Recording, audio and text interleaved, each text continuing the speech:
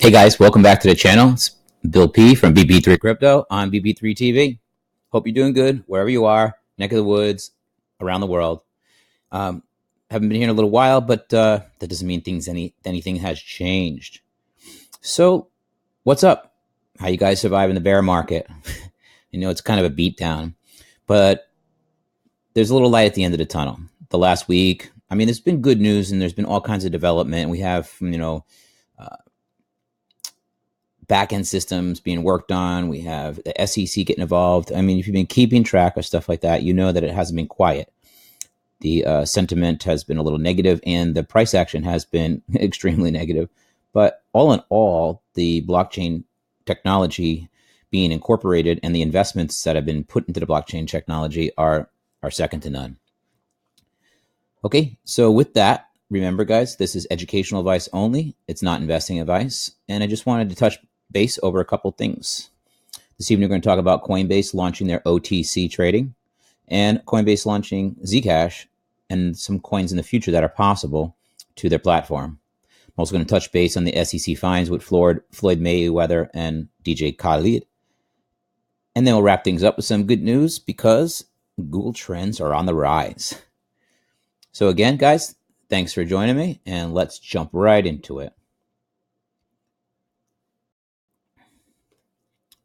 So to start off here today, we've got an article from Bitcoin Magazine.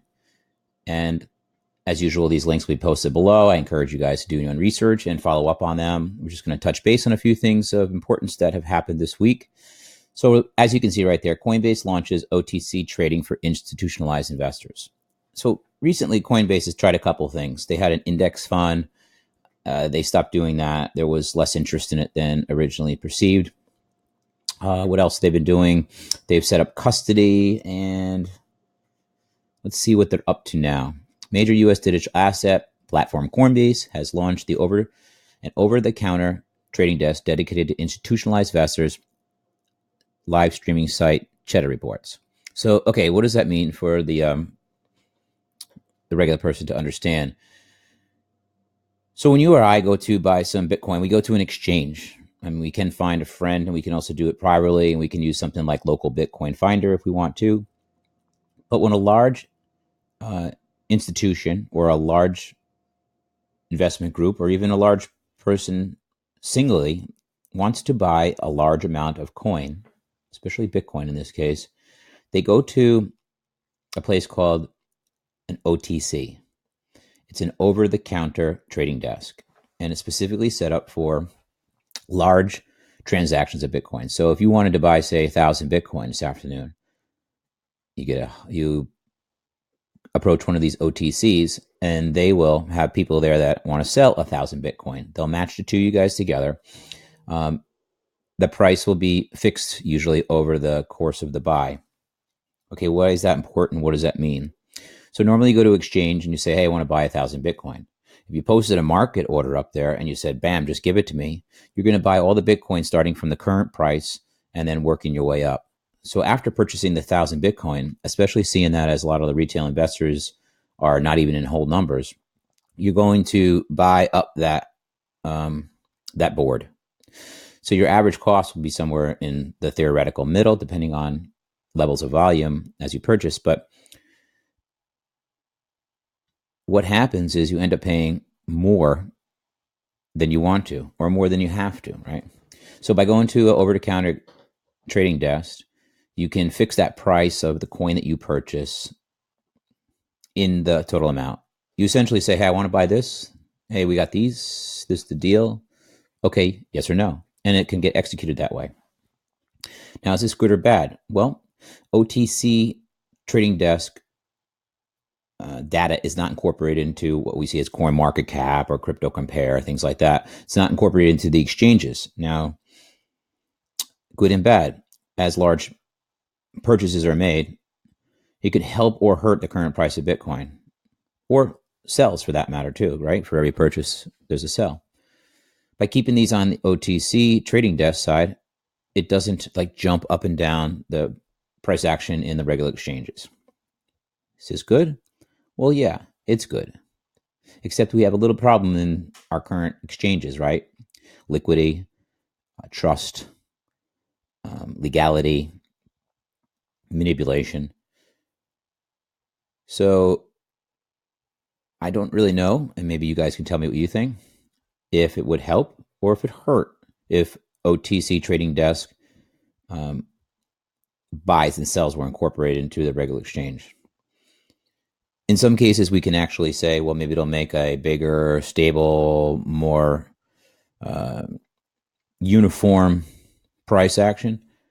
But in other ways, we can be dramatically affected by the purchases and the sells through the OTC if it was directly related to our current exchanges.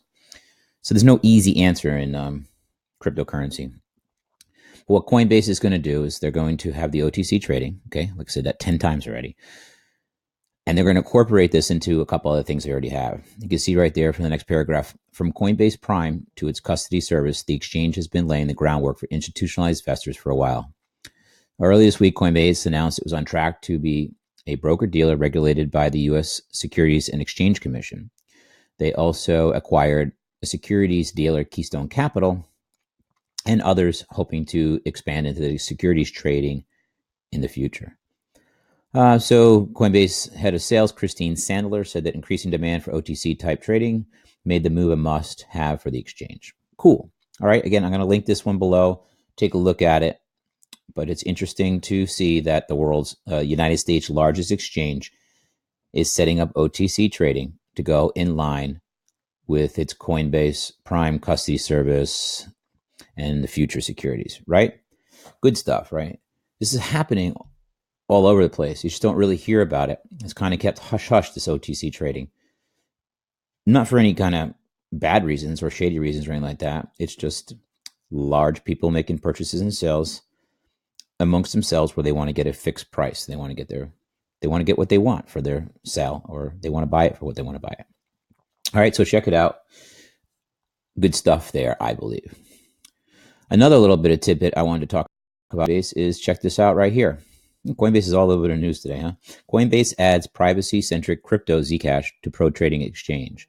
So we have Coinbase has two different sides of their, well, now three different parts of their trading. You have the retail side on Coinbase. You have Coinbase Pro, which is geared towards institutionalized and more trading activity, where you can post prices and make market orders and limit orders and so on and so forth. And then, of course, what we just talked about, the OTC. So they've been adding coins very slowly, right? They have Bitcoin, Ethereum, Litecoin. They have ZEC now, Zcash. Crypto exchange Coinbase Pro added privacy coin Zcash to its listings. Good or bad? Wait to the end.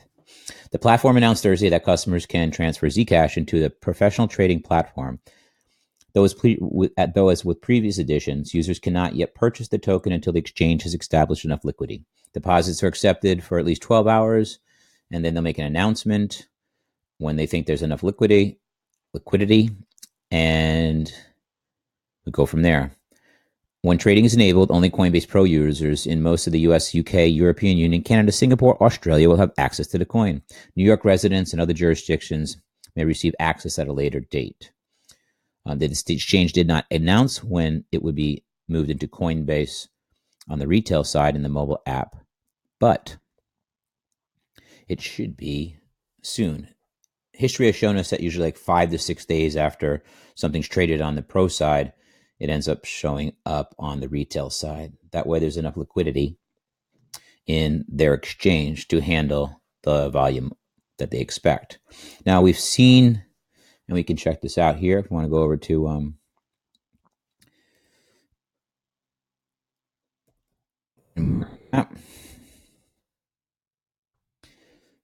and look up CC.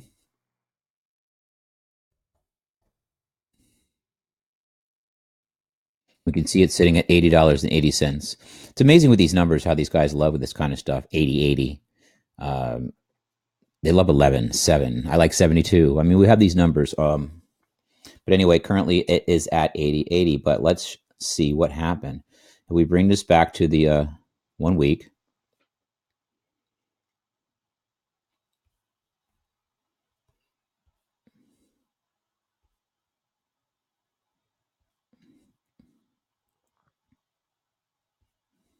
All right, so we can see right here, we had it going trading around what? 64, 64.15 all through November, 64, 64.15. Actually, not too bad in the downtrend, right? And then coming up this 27, 28th, we're starting to see a little bit of a climb, right? It's been coming up and coming up. There was probably some news being leaked out, some speculation. The people who, I don't know, thinking maybe they're psychic or whatever, but it looks like here on November 28th, price action was moving up 81, 81, 81.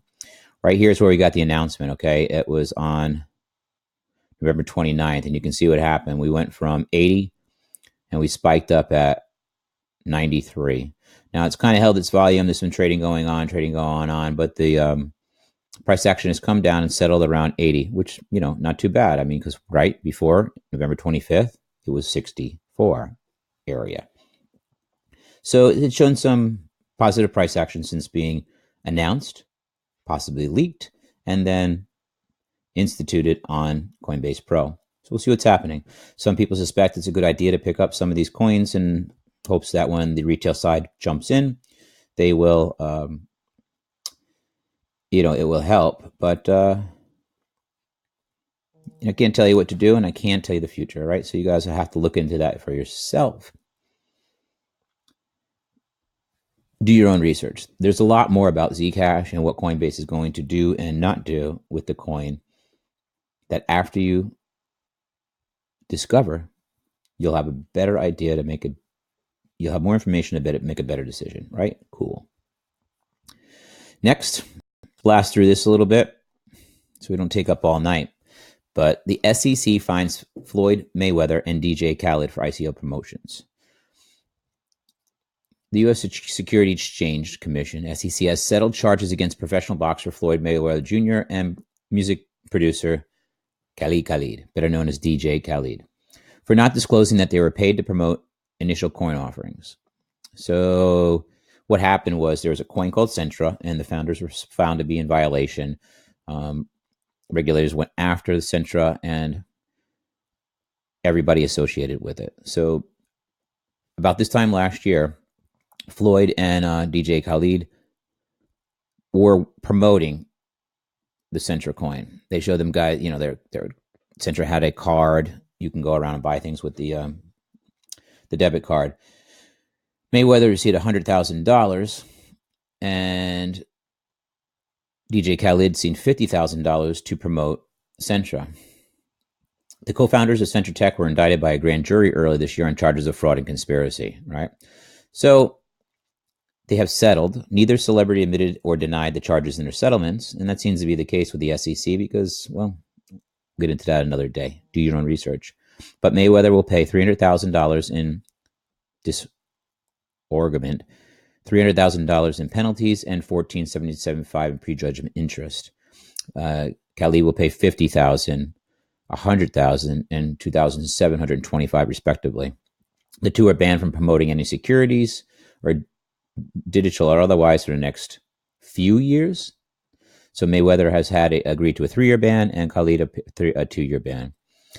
And then they also said that Mayweather will continue to cooperate. So look to this in the future to see what's going to happen as more SEC fines and fees and investigations come about. Now, what do I think about this? And how does this going to pertain to YouTube personalities and stuff? Well, here's the deal. And first of all, just for the record, I am not taking any funds from any ICO for any kind of promotion or anything. I have never, okay? I've talked about some of them, about some of the things that I found, some of the things that I like to share it with you guys, but I have not been paid by any ICO for promotion. Now, this isn't necessarily illegal as long as you do full disclosure, right? The SEC says if you identify the company that is paying you and how much and what the deal is, and you give full disclosure behind it, it's not illegal. Because the SEC's job is to protect the investor. So if Floyd and DJ Khaled had informed the investors that they were being compensated for this, the investor would look at the information and the support from that standpoint. It's different when somebody like myself or some other influencer really likes a project and we talk about it because we're passionate about it, and we want to see the future bright, right? So we get behind this coin for personal reasons, but we're not promoting the coin. We're not being paid by the coin or anything like that. And we simply, educate people on what we've found. Okay, that's the way it should be done. Good luck to Floyd and DJ Khaled. Hope that you make better decisions in the future, or now that we have this information and we know what the SEC is looking for, we can make better decisions based on, in this part of the cryptocurrency space, right? Just a little bit. There's a lot more that needs to be explained. All right, and finally, to wrap it up here, so that we don't up all night, Google Trends. All right, so Google Trends, what are they? It's the data from the searches. So you go onto Google, you type in Bitcoin, I type in Bitcoin, somebody else types in Bitcoin. We can add up all those requests for Bitcoin into a number, represent them on a graph, and we can see if interest is going up and down. So not since last April have we had this much increase in traffic and search trends for Bitcoin. Interest in some related terms such as Bitcoin is dead. And okay, here we go. Google Trends, Bitcoin interest has hit April bull run levels, right? April bull run levels, right? April. Were we in a bull run in April? I don't really feel so. Were we in bull run last year in November, December? Yeah, baby, we were. But you know what they say, any publicity is good publicity. The latest data from Google Trends confirms the uptick in curiosity about Bitcoin after BTC USD 43.39 dropped 30% under circumstances commenters have yet to fully understand. Blah, blah, blah, blah, blah.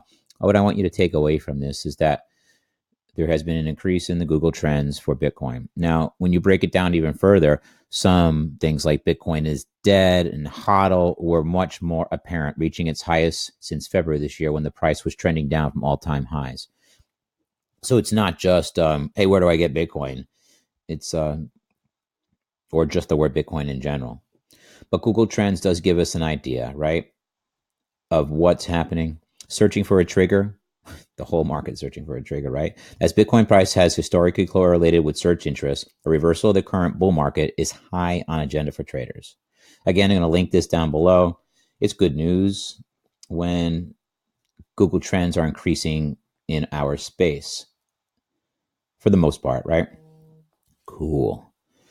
So, sorry for being so quick, and I didn't want to take up time. It's a nice Saturday night, and I have some things to do, but I just wanted to remind you once again that this is not investing advice. It's educational advice only. I think I thoroughly explained how I find these things that I may or may not be interested in. I report them to you. It helps me. It helps you. You do your own research. You make your own decisions what you're going to do financially. That is not what I am here for. Cool. So I want to say thanks for listening. This is Bill P from BP3 Crypto on BP3 TV, and have a great night, guys. Ciao.